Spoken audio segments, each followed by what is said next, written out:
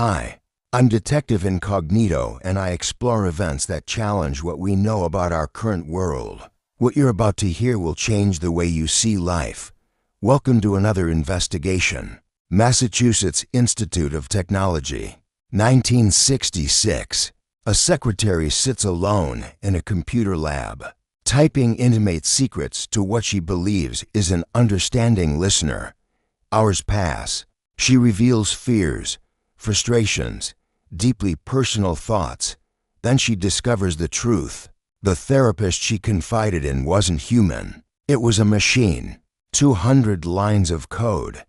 When she learned her boss had access to every word, she demanded he leave the room while she finished her session. This moment changed everything we thought we knew about human emotion and artificial systems. If you want to understand why scientists still debate this phenomenon today and how it shaped the technology you interact with right now, subscribe to this channel, because this story reveals something profound about consciousness itself. Let's examine the evidence. In January 1966, Joseph Weizenbaum published a paper at MIT that would transform computer science forever. The program was called ELIZA.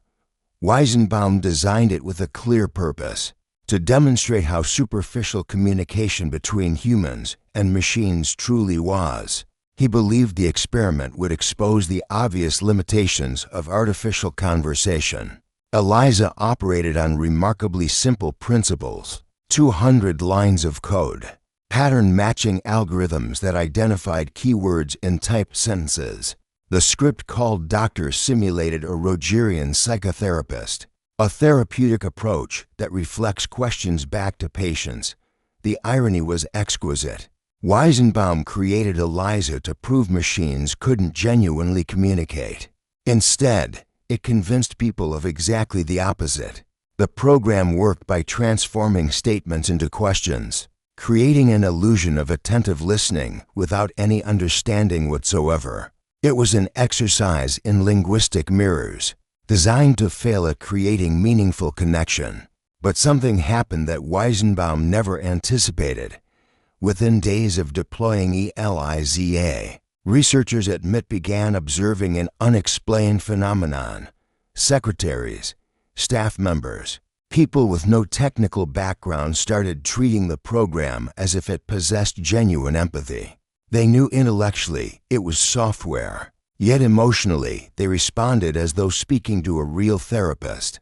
The most documented incident involved Weizenbaum's own secretary. She spent hours typing her personal problems into the terminal: family conflicts, workplace anxieties, private thoughts she wouldn't share with colleagues. When she discovered Weizenbaum could read the conversation logs, she didn't laugh at herself for confiding in a machine. She became indignant. She asked him to leave the room so she could continue her session in privacy. Historical records show typical exchanges. A user would type, "My boyfriend made me come here." ELIZA would respond, "Your boyfriend made you come here." The user would elaborate, "He says I'm depressed." ELIZA would ask, "I am sorry to hear you are depressed." The pattern was transparent, mechanical, obvious, yet users consistently attributed depth and understanding to these simple reflections. Weizenbaum was genuinely shocked. His demonstration of machine limitations had become evidence of something far stranger. Scientists still debate why humans projected emotions onto mere text patterns. The technical mechanism behind ELIZA's success reveals fascinating insights into human psychology. Weizenbaum deliberately chose Rogerian therapy as his model because it required no actual knowledge of the world. Unlike a medical diagnosis system or a chess program, a Rogerian therapist primarily listens and reflects. This made implementation technically feasible with 1960s computing power. When someone typed "I feel sad," ELIZA would parse the sentence, identify the emotional keyword, and respond. "Why do you feel sad?" No comprehension occurred, no analysis, just syntactic transformation. Yet this created a powerful illusion. Humans naturally fill gaps in communication with meaning. We interpret, contextualize, assume understanding where none exists. Weizenbaum named his creation after Eliza Doolittle from George Bernard Shaw's Pygmalion. In that story, a common flower girl learns to speak like aristocracy, transforming her social identity through language alone. The parallel was intentional. Just as Eliza Doolittle learned to perform higher-class speech patterns, Eliza the program learned to perform therapeutic conversation patterns. But here's what researchers suggest makes this profound. The machine never actually learned anything. It followed rigid rules. The learning happened entirely in the minds of the users, who taught themselves to perceive empathy in algorithmic responses. Psychologists have since documented this phenomenon extensively. They call it the ELIZA effect, the human tendency to project sophisticated mental attributes like empathy, understanding, and consciousness onto relatively primitive computational systems. Studies indicate this isn't a modern development. Charles Babbage observed in the 1800s that people attributed almost mystical qualities to his analytical engine, despite it being purely mechanical. Evidence from MIT showed that even users fully aware of ELIZA's limitations developed emotional attachments. They knew the program ran on simple pattern matching. They understood no artificial intelligence existed in the contemporary sense.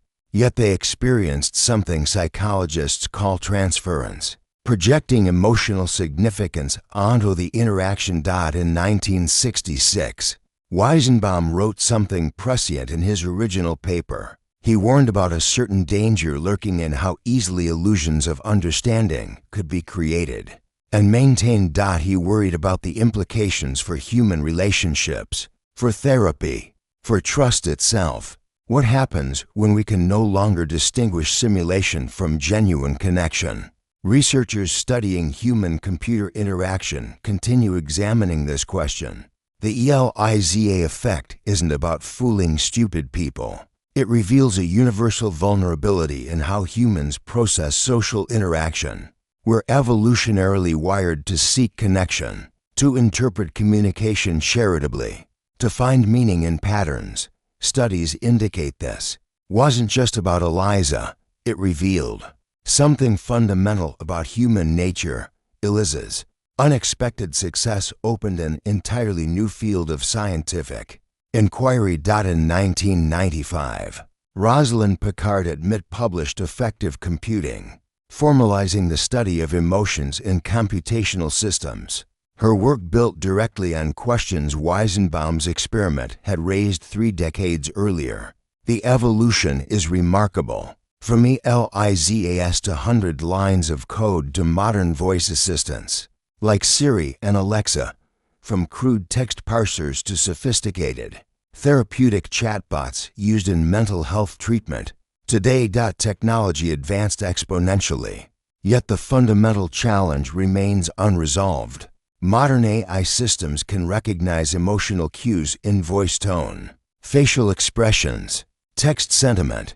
They can generate responses calibrated to emotional states. Some therapeutic applications show measurable benefits for patients, but researchers still debate the central question. Are machines actually experiencing or processing emotion?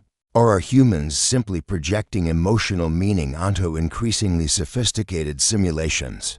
Historical records show this paradox has only intensified. As systems become more convincing, distinguishing authentic understanding from masterful imitation becomes harder, not easier. This remains one of science's most fascinating unsolved mysteries.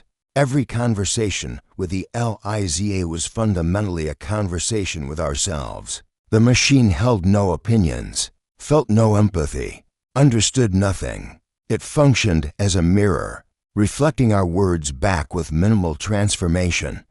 Yet in that reflection, users found something they desperately needed: the experience of being heard. The discovery wasn't about machine capability. It was about human vulnerability. Our desire for connection runs so deep that we create empathy where none exists, find understanding in empty algorithms, perceive consciousness in pattern matching. Weizenbaum spent the rest of his career wrestling with the implications of his creation. He argued that not everything in human thought could be reduced to computational formalism, that some aspects of consciousness, empathy, and understanding fundamentally resist mechanization.